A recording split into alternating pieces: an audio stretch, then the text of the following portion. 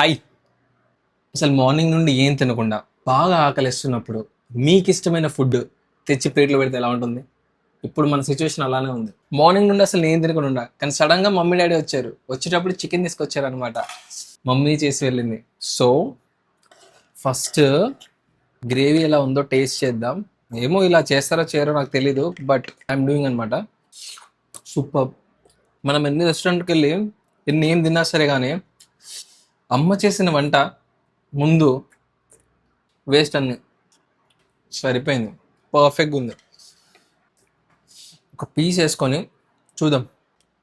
చాలా మందికి స్కిన్ ఇష్టం ఉంటుంది, కొంతమంది స్కిన్ ఇష్టం ఉండదు.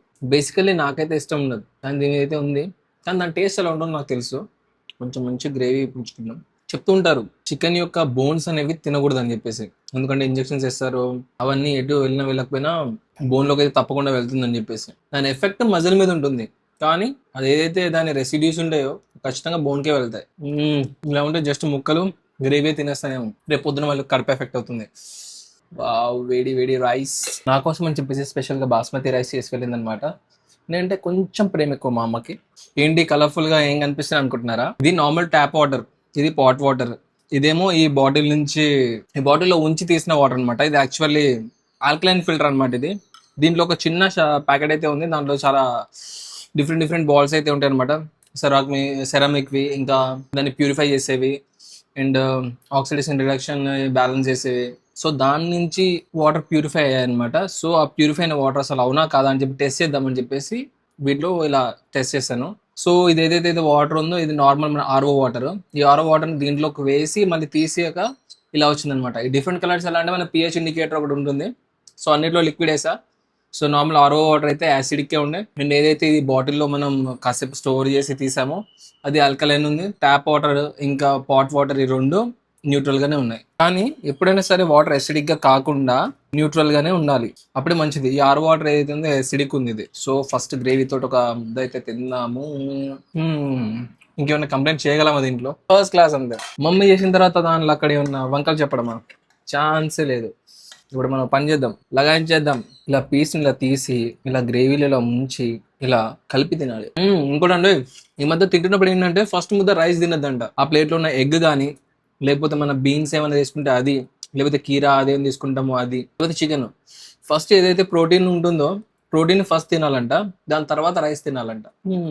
యాక్చువల్లీ కోవిడ్ టైంలో అనుకుంటా హెల్దీగా ఉండాలని చెప్పేసి చికెన్ 2 రోజులకు ఒకసారి చికెన్, 2 రోజులకు ఒకసారి చికెన్. ఆ టైంలో అసలు చికెన్ తిని తిని తిని విరక్తి వచ్చింది. కానీ ఎన్నిసార్లు చికెన్ తిని విరక్తి వచ్చినా మళ్ళీ నెక్స్ట్ చికెన్ కనబడగానే పర్లేదు తినేద్దాం అని అనిపిస్తుంది. నేను లాస్ట్ టైం ఉన్నప్పుడు ఏమనుకున్నానంటే ఇంకా చికెన్ తినొద్దు, ఇంకా మానేయాలి, ఓన్లీ వెజ్ అయిపోవాలనుకున్నాను నేను. కానీ మళ్ళీ నెక్స్ట్ చికెన్ చూడగానే అయిపోయింది. నాన్ వెజ్ లవర్స్ మనం కష్టం చేంజ్ అవ్వడం, కరెక్టే కదా. ఇంకొంతమంది ఉంటారు వెజ్ చికెన్ 1 మినిట్, ఈ బాటిల్ ఎవరు యూజ్ చేయని ఒకరిని తప్ప. మెయిన్గా వెజ్ పీపుల్ ఉంటారు కదా, వాళ్ళు అంటారు చికెన్ ఎందుకు అలా చంపి కోసి అలా తింటారు అని చెప్పేసి.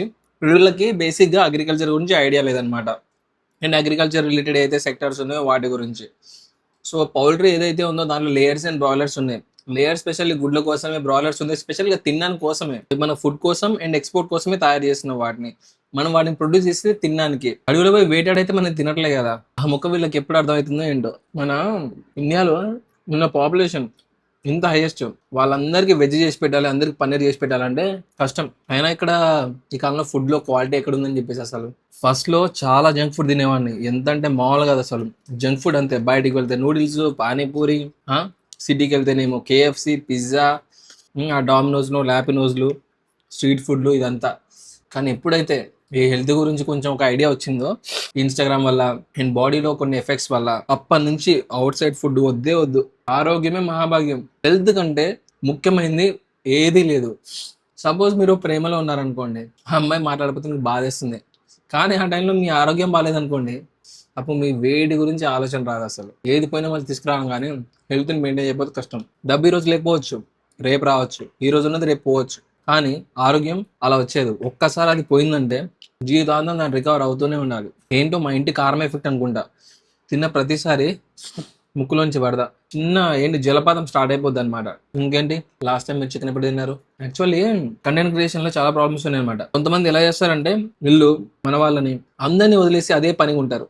ఇంకొంతమంది తల్లిదండ్రుల గురించి ఆలోచిస్తారు, ప్రేమించిన అమ్మాయి కోసం ఆలోచిస్తారు, ఆగుతారు. అలాంటి వాళ్ళు అప్పుడు చేయలేకని కాదు, ఆ సమయానికి వాళ్ళు ఇప్పుడు చేయలేకపోతున్నారు అని అర్థం. కానీ వాళ్ళు ఏమంటారంటే డైరెక్ట్ ఎవరైతే ఫేమస్ సెలబ్రిటీస్ ఉంటారో చూసారా వాళ్ళతో పోల్చడం స్టార్ట్ చేస్తారు.